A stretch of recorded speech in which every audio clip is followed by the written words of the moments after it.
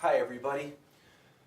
Well, it's New Year's and 2018 is almost done. We had a great year and we thank all of you for the past 30 years. It's been a blast. This year I've got to say there's two things. The guitar of the year is Martin's Reimagined series.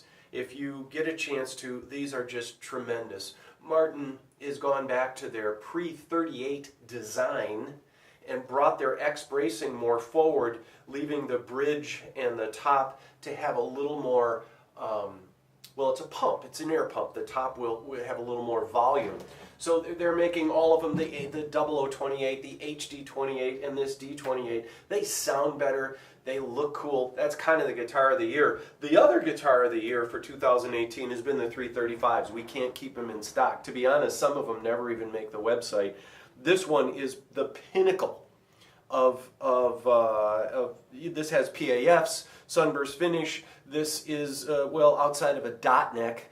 I tend to prefer these later block inlay 335s because they have a greater neck angle, so they tend to play better. Where dot necks are shallower neck and the bridge is all the way down, and so I kind of prefer early dot necks with PAFs. But I wanted to, I was talking with some friends over the weekend about collectibles.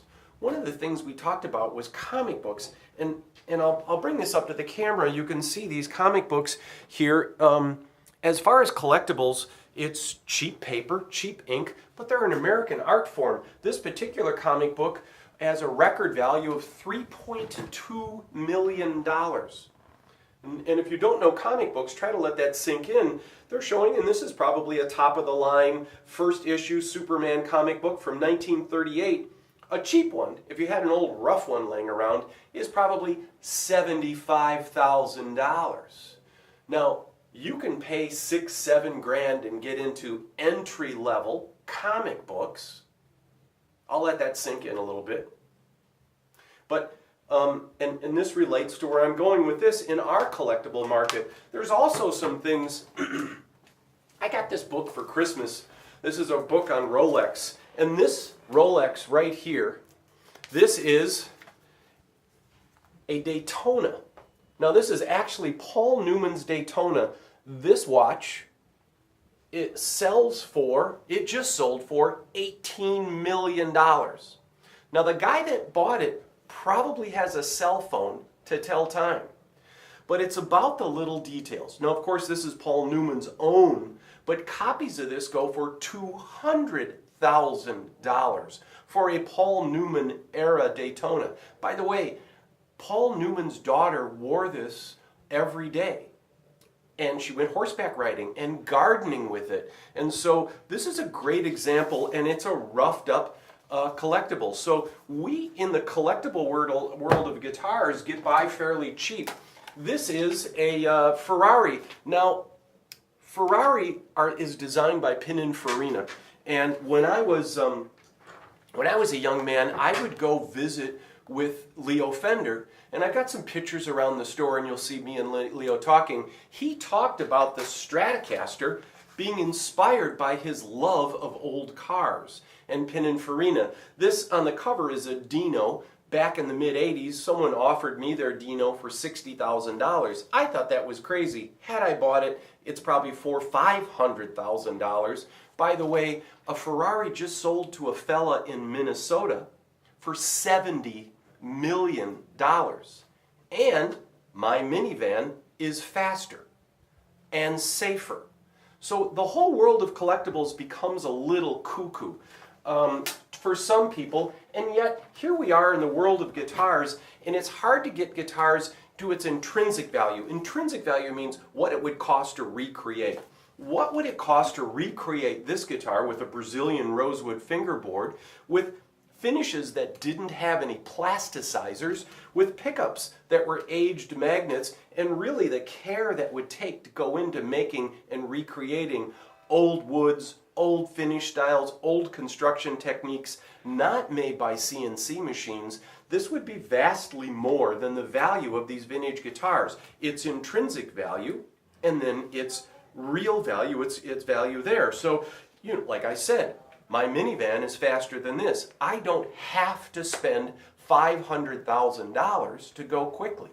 By the way, this Rolex sold at auction just this year in 2018, and a strap that was made by a guy here in Minnesota accompanied the watch.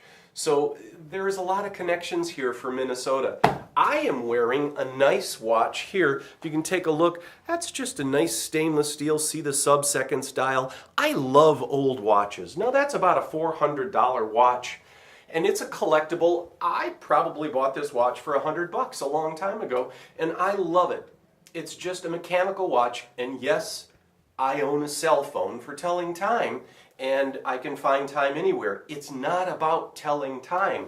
That would be equivalent to this Silvertone, which this old Omega watch is certainly not worth anywhere near a Paul Newman Rolex, but this is a great vintage guitar that has gone up in value for the past 30 years. I've owned this store for 30 years. I started this store when I would sell these for $125. Now they go pretty regularly for $1,200. And this has a Brazilian rosewood board. It was made by guys coming to work with tool belts on, and intrinsically to make this, not in China, but to make this in an American factory with big CTS switches, with old magnets, with old pots, with lacquer finishes, this would be very much more than $1,200 right now.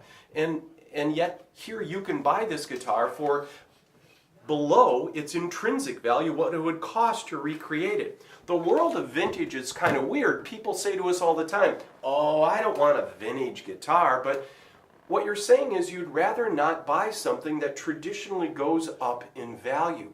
For all the time I've owned this, I've looked at stuff like this ukulele, and we've talked about this previously, but this is a nice simple Martin style O. This made of mahogany, lacquer finish, handmade, Brazilian board, stays in tune, sounds great, cool case. I would buy these for $50 all day long when I first opened the store. Maybe $100 if it was really clean and had a nice case. These are a deal at $750, and you couldn't recreate this with a Brazilian board for anywhere near that. The intrinsic value of what it would cost to recreate this is way higher than what its vintage value is. Now normally you get vintage values that are way above intrinsic value, and it's crazy. Yes, you can buy new Martins, but they have a certain panache. You have old Martins like this too. This seems very undervalued to me because it's a hand-carved arch top. This was top of the line. Look at that pearl inlay on there. This was top of the line in its day. This C1 arch top, which is charming as all get out, is under $3,000. Call Martin's Custom Shop and ask them to hand carve a spruce top. Use finishes without plasticizers. Use old growth woods that were probably aged 20 years, not 2 months, and ask them what it would cost to recreate it. Wouldn't surprise me if that price came back at $20,000. You're getting my point here? Intrinsic value and vintage value. When it's like this, it seems kind of crazy. We're living in an age where guitars continue to rise in value, and there are new guitars that come out that are magnificent. They're really well made. These new reimagined guitars are fantastic guitars. We can't keep them in stock. Really, you should try them. But part of our thing has also been offer guitars with resale and guitars that have history. Again, it's about design. It's about history. And when you look at that in design, a Pininfarina designed car has all these swoopy curves. Is there anything else that has these swoopy futuristic curves? Why, yes, there is. We live in an age that people respect history. And if you're going to pay $3 million for a comic book, God bless you, that's great. I know that's what you love. You must love it a ton. But for me, looking at guitars, looking at the detail, I'll set a guitar like this down in my living room and I'll just stare at it. It's beautiful. It's sculpture. It's artwork. And it's comforting to the soul. So this weekend, if you get some time, sit around, play guitar. If you're lucky enough, pull out your old guitars you haven't seen in a while and play them and enjoy them. And please, think about the value of these guitars over the years, how they've risen in value year after year after year. If we could only go back 30 years and buy these, or perhaps buying them now and waiting a decade or two. That's all for now. Have a happy holiday. Thanks for 2018. We look forward to next year. We got a lot of changes coming up, and please stop in. See the fun stuff.